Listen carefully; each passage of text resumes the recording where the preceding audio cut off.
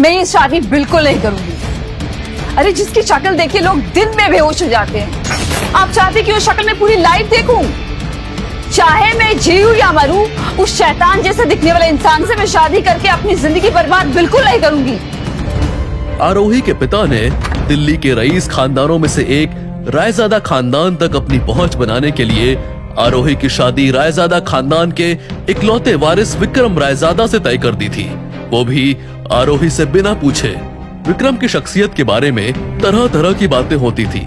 कोई कहता था कि उसकी शक्ल शैतान की शक्ल जैसी है, तो कोई कहता था कि विक्रम लाइलाज बीमारी से जूझ रहा है और बस चंद दिनों का ही मेहमान है।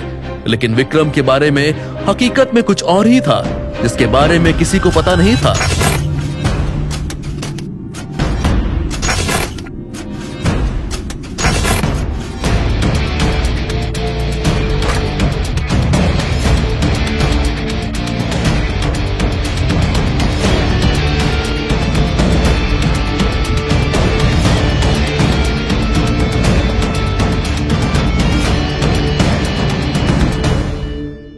आरोही को समझ आ गया था कि उसके पिता ने अपने फायदे के लिए उसका सौदा करने का फैसला कर लिया है। उसे यकीन नहीं हो रहा था कि ये वही बाप है जो उसके पैदा होने पर खुशी से झूम उठा था। आरोही, उसकी माँ और महेश्वर एक छोटा और खुशहाल सा परिवार थे। लेकिन लगभग 14 साल पहले महेश्वर सुधा से मिला और प्यार में पड़ गया। उसी प्यार का नतीजा अनन्या थी। आरोही की सगी माँ वो सदमा सह नहीं पाई और उसने अपनी सुध खो दी। उसके बाद तो महेश्वर जैसे एक दूसरा आदमी बन चुका था। उसका सारा ध्यान, समय और प्यार सुधा और अनन्या का था। आरोही के लिए उसके पास थी तो बस नफरत, धुतकारी और पिटाई। महेश्वर आरोही के साथ ऐसा बर्ताव करता था जैसा कोई जानवरों के साथ भी ना करे। आरोही के लिए महेश्वर बहुत पहले ही मर चुका था, इसलिए वो उसके सामने कमजोर नहीं पड़ना चाहती थी।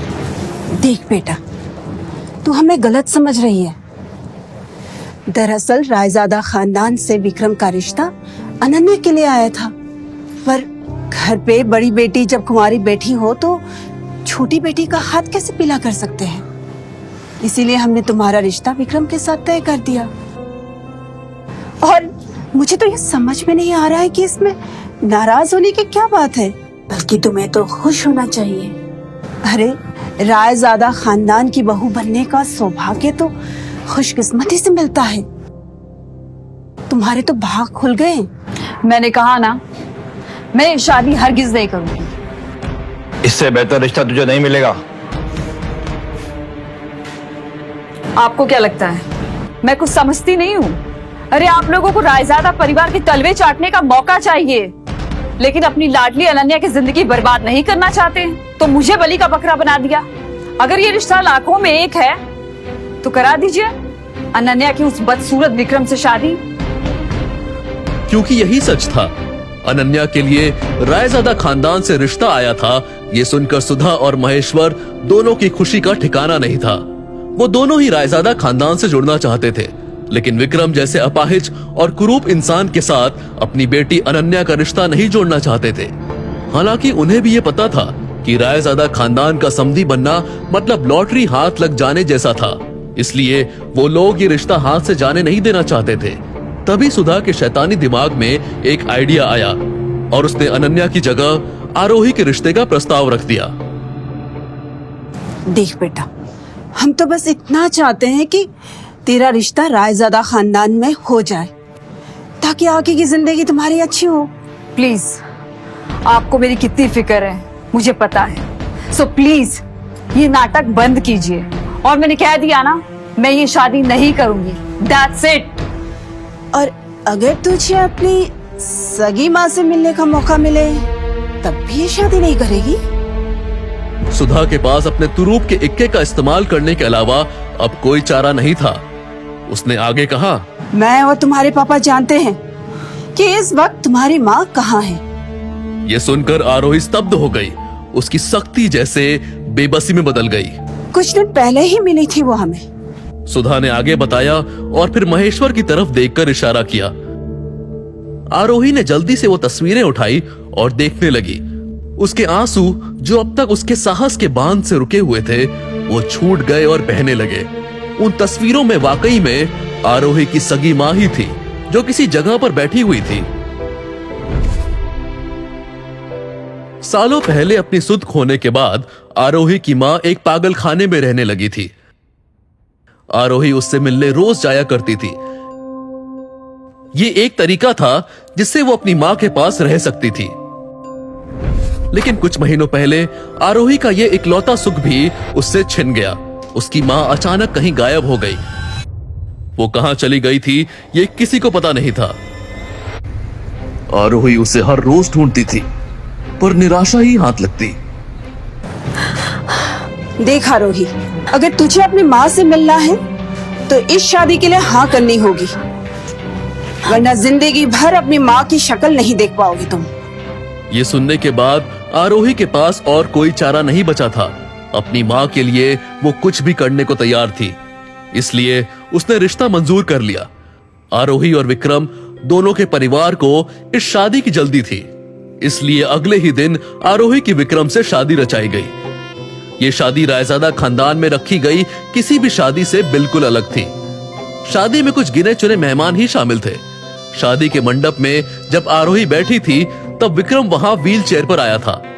आरोही ने विक्रम का चेहरा देखने की कोशिश की, लेकिन सेहरा पहना होने की वजह से वो विक्रम की शक्ल नहीं देख पाई।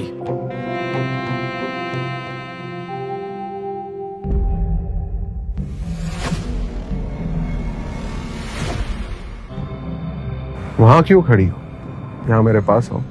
ये आवाज सुनकर आरोही सोचने लगी कि ऐसे बेजान अवस्था में पड़े आदमी की आवाज इतनी करारी कैसे हो सकती थी, और साथ ही साथ उसे यह भी लगा कि ये आवाज उसने पहले कहीं सुनी है। आरोही के नजदीक आते ही विक्रम को एक खास तरह की खुशबू महसूस हुई। इस खुशबू से विक्रम को कुछ याद आने लगा। ये वही खुशबू थी जो उस रात उस होटल इंपीरियल के कमरे में महसूस हुई थी। 2 दिन पहले आरोही का 24वां बर्थडे था और उसकी सौतेली बहन अनन्या ने होटल इंपीरियल के एक कमरे में आरोही को सेलिब्रेशन के लिए बुलाया था। वहां पर अनन्या ने एक ड्रिंक में कुछ मिलाया और आरोही को पकड़ा दिया, जिससे पीते ही आरोही को कुछ अजीब सा लगा। उसे ऐसा लगने लगा कि जैसे उसे होश तो था लेकिन वो कुछ भी बोल नहीं पा रही थी। अनन्या ने शैतानी मुस्कुराहट के साथ कमरे की लाइट्स ऑफ की और आरोही को ऐसी हालत में अकेला छोड़कर चली गई। अब वहां पर पूरी तरह से अंधेरा छा गया था।